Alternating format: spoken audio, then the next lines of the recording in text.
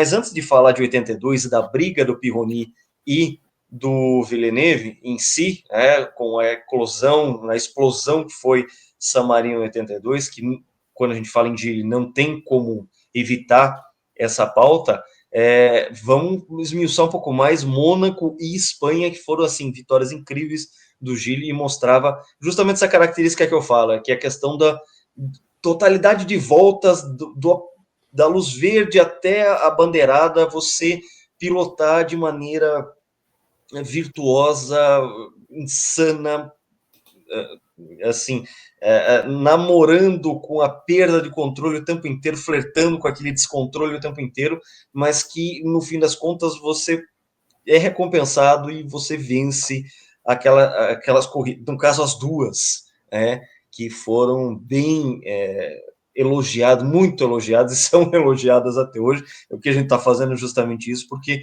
realmente foram vitórias espetaculares. Foram as duas vitórias que ele teve na Europa, né? Foram justamente as duas que ele venceu na Europa. Até então ele só tinha vencido corrida fora da Europa, venceu na África e venceu na América do Norte. Mônaco, assim, é fácil a gente dizer que o Nelson estava dominando a prova, né, comete um erro ao negociar com o retardatário, era o També, se não me engano, né? Patrick També. E aí acaba indo para sujeira, vai para sujeira e bate, depois o Jones tem um probleminha, mas o Gilles se posicionou se colocou em posição de herdar, né? E ele tirou muito desempenho, não dava para tirar mais do que ele tirou do carro em 81. Teve alguma sorte, mas as vitórias do Ayrton em 92 e 93 também tiveram sorte em Mônaco. Você tem que fazer sua parte, né? Você se coloca em posição de deixar os outros errarem também. Tantas vezes deixaram o Gilles errar para poder dar posições, e ali foi o dia da caça, foi o dia que ele fez tudo certo, e quando os outros tiveram problemas ou erraram, ele estava ali para herdar, e ele andou muito. Não foi o conjunto mais forte na pista, não foi, mas em Mônaco especificamente, mas ele tirou tudo que o carro podia dar, e você não pode exigir de um piloto mais do que isso. O que eu ia falar do Gilles foi que ele foi até de certo ponto um pouco cerebral nessa corrida, porque teve um momento que ele estava sendo pressionado por Alan Jones, ele largou na segunda posição, né, ficou várias voltas segurando Nigel Mansell, o Mansell dá um toquezinho no Gilles, e o Jones assume a terceira posição, e o Villeneuve meio que até deixa o Jones passar. Ele sabia que não tinha muito o que fazer com o Jones, né? O Piquet disparado na frente, o Jones disparado em segundo, o Villeneuve ali terceiro, chegou a cair para quarto, chegou a ser ultrapassado pelo Ricardo Patrese, mas ele fez uma corrida muito, muito de espera, mas com o carro que ele tinha, não tinha muito o que fazer. Ele já ficou na primeira fila, e só para vocês terem uma noção, eu tô até olhando aqui, ele colocou 2,5 segundos do DJ Pironi. É muita coisa. DJ Pironi não era um bobo, né? DJ Pironi chegou em 17º, o Villeneuve ficou na primeira fila, só 7 centésimos. O carro não fazia curva. É uma das vitórias mais improváveis da história da Fórmula 1, porque esse carro não fazia curva. O carro era quando a gente fala na Espanha, que é muito celebrado, porque 5 pilotos chegando em 1 segundo, um pouco de diferença, e ele segurando o Lafitte ali, uma corrida quase que inteira. Eu acho o Mônaco maior, porque na Espanha ele faz uma largada absurda, uma das maiores largadas da história. Estava em segundo, se não me engano, o Jones que roda, depois ele fica em primeiro. Sim. Agora, na Espanha ele não poderia ser ultrapassado, porque em reto o carro era muito forte. O carro abria muito distância em reta, ele tinha muita força em reta. O ponto fraco do carro é que ele não virava, não fazia curva, era um carro de personalidade muito extrema. E você conseguir fazer esse carro ficar na primeira fila em Mônaco é uma coisa grandiosa, uma coisa meio inexplicável.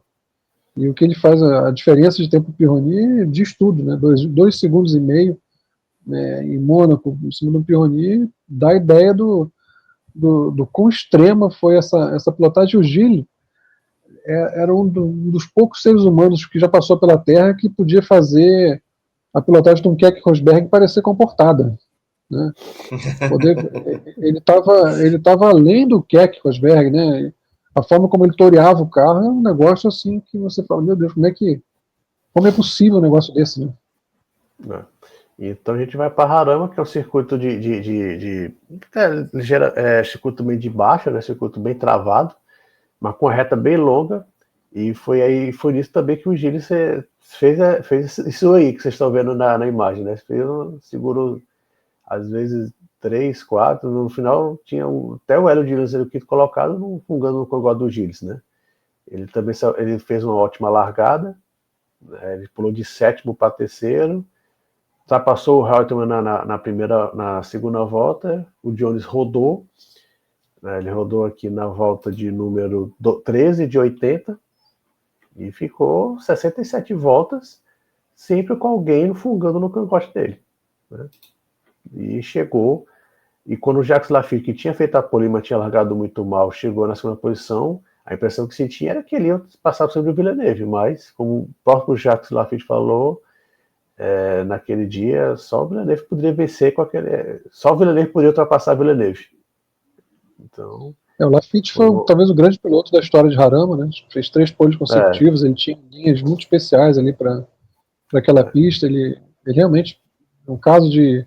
A gente pode até depois falar sobre isso no futuro, casamento de piloto com pista, né? E o Laffite com Harama é obrigatório, mas não tinha como se ultrapassar, porque no miolo não dava para ultrapassar. Não estou tirando o mérito do Gilles aqui, porque ele se posicionou ali, ele alcançou a liderança, né? Com um carro que não era de forma alguma bom. Você vê para essa foto que o carro não tinha ritmo de prova, né? Ele tinha velocidade em reta. E ele fez uso disso, de mais uma largada sobrenatural dele, para conseguir ganhar muitas posições logo no início. Se posicionou em segundo, que virou primeira colocação, e se agarrou a ela como se a vida dele dependesse disso. Ninguém ia passar ali. Você vê que foi chegando o segundo colocado, chegando o terceiro, chegando o quarto, chegando o quinto, e eles vão trocando posições entre eles, mas ninguém consegue tirar o Gilles ali da frente.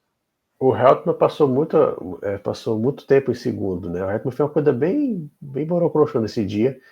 Então que ele chegou em 4, depois foi ultrapassado pelo John Watson também. Essa foi a bandeirada, né? Villeneuve, Laffite, Watson, Hamilton e Hélio de Angelis, os 5 primeiros, que receberam quem deu a bandeirada só precisou só fazer um movimento que ele já dava por 5 primeiros, que eles foram separados por muito pouco.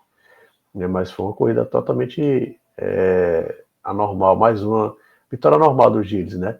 Pena que seria a última. 6ª vitória e última vitória de Gilles, vitória sempre com um quê de marcantes. Foram 2 corridas consecutivas, não foram? 2 corridas consecutivas. Só que coisa curiosa, né? Ele venceu 3 de 5 e depois venceu 2 consecutivas numa carreira de 6 vitórias só, né? Quer dizer, nos diz que quando tinha algum vestígio de competitividade, ele estava lá, né?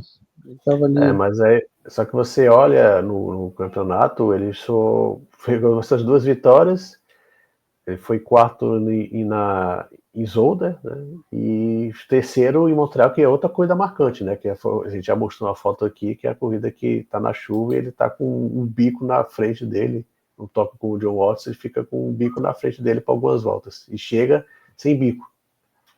Uma corrida vencida por Jacques Laffite. Da corrida que realmente a visão estava totalmente prejudicada mesmo. Aquela foto que o Lucas mostrou já não estava tanto. Mas tem momentos em que você fala, não dá para ver nada, como é que ele está pilotando ali, né? E, claro, assim, bem na frente, assim. Era um carro asa que não dependia tanto assim do spoiler, mas a gente tem que lembrar que em 81 você teve menos sucção, menos downforce do que você teve em 80 e 82, por causa da questão da teórica proibição das minissais, que foi contornada com as suspensões pneumáticas, né? Primeiro pela Brabham e depois por outras equipes. Então, nessa altura, os carros de 81 voltaram a ter spoilers, voltaram a ter alguma dependência disso. Então, sim, prejudicou o equilíbrio do carro ali. Tudo bem que era uma corrida com chuva, com baixa velocidade, não tinha tanto downforce quanto numa corrida de ritmo normal, mas ainda assim, se você for resumir, né, Gilles Villeneuve, são essas corridas, talvez mais do que as vitórias, mas que realmente resumem e captam a essência e explicam por que um piloto que correu por tão pouco tempo, de 77, poucas corridas, até 82 também com poucas corridas, né, 6 vitórias, um vice-campeonato, por que ele está tão marcado tão profundamente na história da categoria, né? Porque, né, como a gente falou, ele era diferente, você não